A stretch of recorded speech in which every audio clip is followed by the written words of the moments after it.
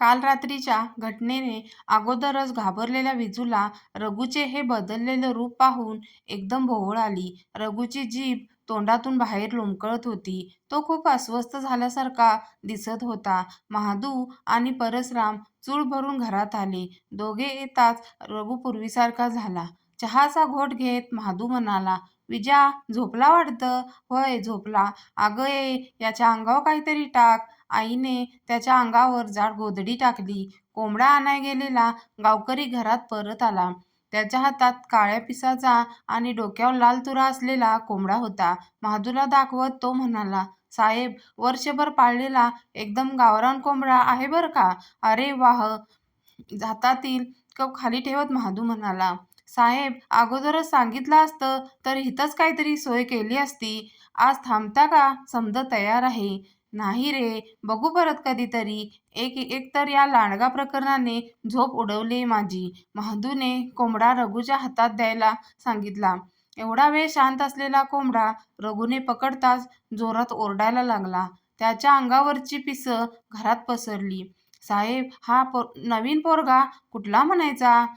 मदतीला दिला डिपार्टमेंटनं. बरं, येतो मी, खूप उशीर झालाय." सगळ्यांचा निरोप घेऊन महादू निघाला.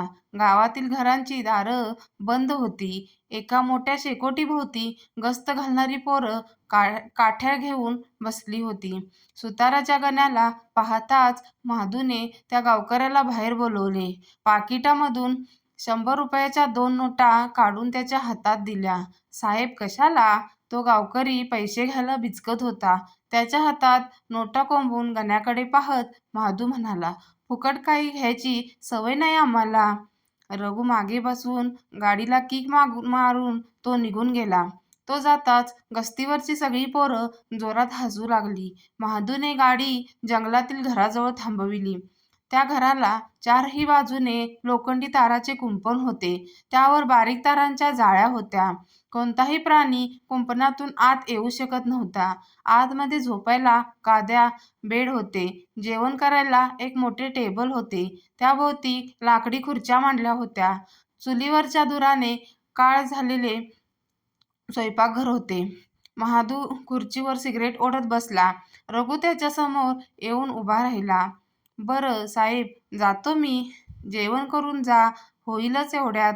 "नको, झालंय माझं. काळू येतच असेल आता." तेवढ्यात दरवाजा उघडून रघूचा भाऊ काळू आला. तो येताच रघू अंगावर काळी चादर आणि हातात काठी घेऊन जंगलात गेला. महादू आणि काळू दोघेजण जेवण बनवायच्या तयारीला लागले. जेवण तयार झाल्यावर महादू विस्कीची बाटली घेऊन आला. एका ग्लासात ओतत तो त्याच्या भावाला म्हणाला, "घेणार का?" त्याने होकारार्थी मान हलवली. इकडे रघू जंगलातून पळत होता. झाडांच्या फांद्यांनी त्याच्या अंगावर जखमा झाल्या. पायाला काटे टोचले, पण त्याला कशाचीच पर्वा नव्हती. तो डोंगराच्या टोकावर आला. तिथे झाडं थोडी विरळ होती. चंद्र पूर्ण उगवला होता. त्या प्रकाशात तो गुडघे आणि हात जमिनीवर टेकून बसला. धावल्यामुळे त्याला धाप लागली होती. त्याच्या कपाळावरील शिरप फुगू लागली. जीभ तोंडातून बाहेर लोंबू लागली. तो तोंडातून 2 सुळ्यासारखे दात बाहेर आले. जबडा एकदम पुढे आला. कपाळ आणि डोळे मागे गेले. चेहऱ्यावरचे काळे केस उगवले. बाकीचे शरीर विलक्षण फुगलं. पायाच्या पंजावर मोठी नखे उगवली. हळू सगळ्या शरीरावर काळे केस पसरले. त्याच मानवी रूप बदलून तो एक मोठा लांडगा बनला. चंद्राच्या प्रकाशात तोंड वर करून तो चवताळलेला लांडगा ओरडायच्या तयारीत होता. तेवढ्यात त्याच्यासमोर एक वटवाघूळ घिरट्या घालू लागलं. त्याला पाहून लांडग्याने मान खाली घातली. तो जंगलातल्या बाहेर धावू लागला. लवकरच तो गावच्या वेशीबाहेर आला. झुपकेदार शेपटी हलवत तो वेशीवर आत शिरला. गस्तीवरची पोरं शेकोटीभोवती गप्पा मारत बसली होती. त्यांचे लक्ष आजूबाजूला होतेच. लांडगा पोरांची नजर चुकवून विजूच्या घराबाहेर येऊन उभा राहिला. उघड्या खिडकीतून त्याने आत डोकावले. काही वेळापूर्वी विजू झोपलेली खाट रिकामी होती. फरशीवर त्याची आई आणि बाप झोपले होते. लांडगा संतापला. पंजाने जमीन उकरू लागला. त्याला फक्त विजू पाहिजे होता, कारण त्याला लांडग्याचे रहस्य समजले होते.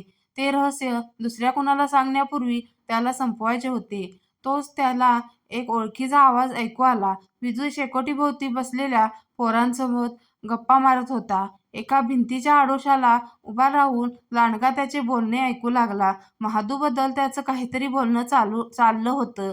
"अरे हा महादू म्हणतो फुकटचं काय घेत नाही, देवाला तरी घाबर म्हणावं." गण्याच्या या वाक्यावर सगळी पोरं एकमेकांना टाळ्या देत हसत होती. फक्त विजूचा चेहरा शांत आणि गंभीर होता. चेहऱ्यावर भीती होती. हाताची चुळबुळ करत तो बोलला, "जरा शांत बसा आणि मी काय म्हणतोय ते नीट ऐका. विजा, तुला जे सांगायचं असेल ते सकाळी सांग. आता लई टाईम झालाय." त्याला थांबवत एकजण म्हणाला, "व्हय र विजा, आता आम्ही आळीपाळीनं झोपायला जाणार हाय. थांब र गड्यानो, मला याला घरी सोडून येतो." गण्या त्याचा हात पकडत म्हणाला. विजूला आधार देत तो घराकडे नेऊ लागला. त्याचे घर आता 15-20 पावलावर राहिलं होतं. लांडगा हळूहळू त्याच्या मागे चालला होता. लांडगा आल्याची चाहूल लागल्याने गावातील कुत्री अंधाऱ्या कोपऱ्यापर्यंत बसली होती. विजूचा हात सोडून गण्या साईडला गेला. विजू घराच्या दिशेने सावकाश निघाला. तेवढा वेळ लांडग्याला पुरेसा होता. वाऱ्याच्या वेगाने धावत तो विजूच्या जवळ गेला. त्याच्या पाठीवरच्या पुढच्या पायाची नखे रोवून खाली लोळवला. लांडगा विजूच्या शरीराचे लचके तोडत होता. अचानक झालेल्या हल्ल्याने विजू गोंधळला, घाबरला. सरपटत दरवाजाकडे जाण्याचा प्रयत्न करू लागला. त्याने जोरात गण्याला आवाज दिला. लांडग्याची चाललेली विजूची धडपड पाहून गण्याने बोंब टोकली, "लांडगा गावात आला रे!" शेकोटीभोवती बसलेली पोरं लगेच हातात काट्या घेऊन आली. एक जण जोरात ढोल बडवत होता. लांडग्याला ही संधी गमवायची नव्हती. तो विजूला सोडत नव्हता. मध्येच त्याच्याभोवती जमलेल्या पोरांकडे धावायचा. पोरं मागे सरली की परत विजूला धरायचा. या आवाजाने सगळा गाव जागा झाला. त्याची आई, परसराम काय झाले बघायला उठले. बाहेर गावातील सगळी पोरं लांडग्याला हुसकवत होती. एवढी लोकं बघून लांडगा बिथरला, गोंधळला. विजूला सोडून लोकांकडे धावला.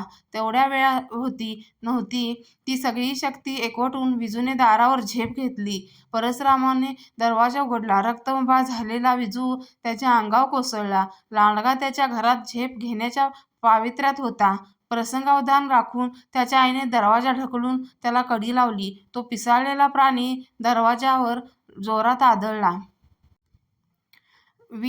विजू आपल्या तावडीतून सुटला म्हणून चवताळलेल्या लांडग्याने दरवाजाला पंजा मारत एक जोरात आरोळी ठोकली. घरात गेलेल्या विजयला परत भोवळ आली. लांडग्याच्या आवाजाने घाबरलेली लोकं जागेवर शांत उभी राहिली. पोराच्या हातातील काट्या खाली पडल्या. ढोलचा बडवणारा हात जागेवर थांबला. लोक भेदरलेल्या नजरेने लांडग्याकडे पाहू लागली. दोन्ही हात तोंडावर ठेवून घरातील बाया बाहेर पाहत होत्या. जंगलातील घरात झोपलेला त्याचा भाऊ या आवाजाने जागा झाला. नशेत असलेल्या महादूला मात्र तो आवाज ऐकू आला नाही. काही क्षण गावात स्मशान शांतता पसरली. ही वेळ साधून लांडग्याने जंगलात धूम ठोकली. दुसऱ्या दिवशी परशुरामाच्या विजावर परत लांडग्याने हल्ला केला ही बातमी सगळीकडे पसरली.